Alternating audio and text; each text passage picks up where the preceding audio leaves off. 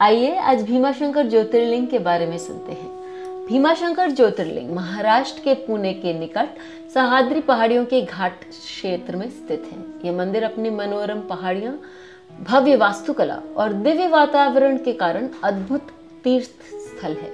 इस ज्योतिर्लिंग की उत्पत्ति से जुड़े एक भयंकर युद्ध की कथा बहुत प्रसिद्ध है। ये कथा भगवान राम द्वारा रावण के वध के बाद है। सह्याद्री पर्वत पर एक शक्तिशाली राक्षस भीम अपनी माता करकटी के साथ रहता था।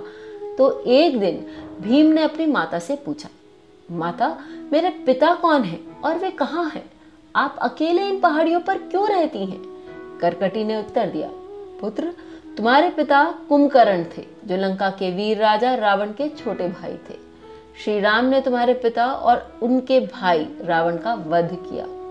तुम्हारे जन्म से पहले मेरा एक पति था जिसका नाम विराध था, और उसे भी श्री राम ने ही मारा था। माता की इस बात को सुनकर भीम में क्रोध भर आया। उसे लगा कि भगवान विष्णु के अवतार श्री राम ने उसकी माता को बहुत दुख दिया है। भीम ने सोचा कि वह विष्णु को नष्ट करके अपने पिता की मृत्यु का बदला लेगा। इसी संकल्प के साथ भीम ने घर छोड़ दिया और अपने लक्ष्य को प्राप्त करने के लिए तपस्या शुरू कर दी। भीम ने ब्रह्मा जी की कठोर तपस्या शुरू की। उसने एक पैर पर खड़े होकर हजारों वर्ष तक सूर्य को निरंतर देखा, जब तक कि उसके सिर से एक प्रचंड प्रकाश नहीं निकला जिसे देवताओं को जलने का भय हुआ।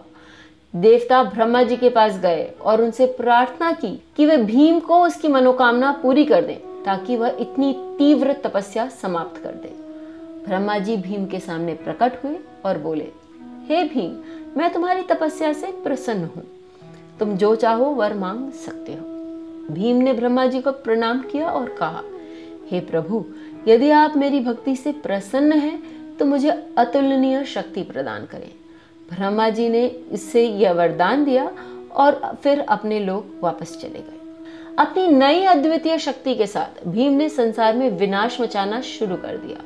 उसने पहले इंद्र और अन्य देवताओं को पराजित किया और उन्हें देवलोक से बाहर निकाल दिया। फिर उसने श्रीहरि यानी विष्णु जी पर भी प्रहार किया और उनको भी परास्त किया। फिर उसने पृथ्वी को जीतने का संकल्प लिया और कामरूप के वीर राजा सुदक्षिण, जो भगवान शिव के परम भक्त थे, उस पर आक्रमण कर दिया। भीम और राजा सुदक्षिण के बीच भयंकर युद्ध हुआ, लेकिन ब्रह्मा जी के वरदान के कारण भीम अजेय था। भीम ने राजा सुदक्षिण को हराकर कामरूप के पूरे राज्य पर कब्जा कर लिया और राजा को एक भूमिगत कारागार में डाल दिया। कारागार में भी राजा सुदक्षिण ने एक शिवलिंग बनाया और भगवान शिव की पूजा करने लगे। इसके बाद भीम ने ऋषियों को भी पराजित किया। तब देवताओं और ऋषियों ने मिलकर महाकोसी नदी के तट पर एक मिट्टी का शिवलिंग बनाया और भगवान शिव से प्रार्थना की कि वे उन्हें बचाएं और राक्षस का अंत करें। भगवान शिव उनकी तपस्या से प्रसन्न हुए और बोले, तुम्हारी क्या इच्छा है जिसे मैं पूर्ण कर सकता हूँ? देवताओं ने उत्तर दिया, हे परमेश्वर, कुंभकर्ण और कटकटी का पुत्र भीम ब्रह्मा जी के वरदान से शक्तिशाली हो गया है। वह स्वर्गलोक और पृथ्वीलोक को नष्ट कर रहा है। देवताओं और ऋषियों को अंतहीन यातनाएं दे रहा है। हम आपसे प्रार्थना करते हैं कि इस दुष्ट राक्षस का अंत करें। शिव जी बोले, आप चिंता न करें, मैं आप लोगों की पीड़ा समाप्त करूंगा। आप लोग राजा सुदक्षिण के पास जाएं और उन्हें बताएं कि उन्हें भक्ति और प्रेम के साथ मेरी पूजा जारी रखनी चाहिए। मैं उसकी विषम परिस्थितियों से रक्षा करूंगा। ऋषियों और देवताओं ने राजा सुदक्षिण को भगवान शिव का संदेश सुनाया और अपने आश्रमों में लौट आए। भगवान शिव अपने गणों के साथ राजा सुदक्षिण के पास छुपकर रहने लगे। जब भीम को यह खबर मिली कि राजा सुदक्षिण कारागार में भीम पर अभिचार करने के लिए पूजा कर रहा है, तो वो बहुत क्रोधित हो उठा। भीम ने अपनी तलवार निकाली और सुदक्षिण को मारने के लिए कारागार की ओर दौड़ा। वह कारागार में घुसा और शिवलिंग पर वार करने लगा, लेकिन उसकी तलवार शिवलिंग को छू भी न पाई। तभी भगवान शिव शिवलिंग से प्रकट हुए और बोले, मैं यहाँ अपने भक्त की रक्षा के लिए आया हूँ।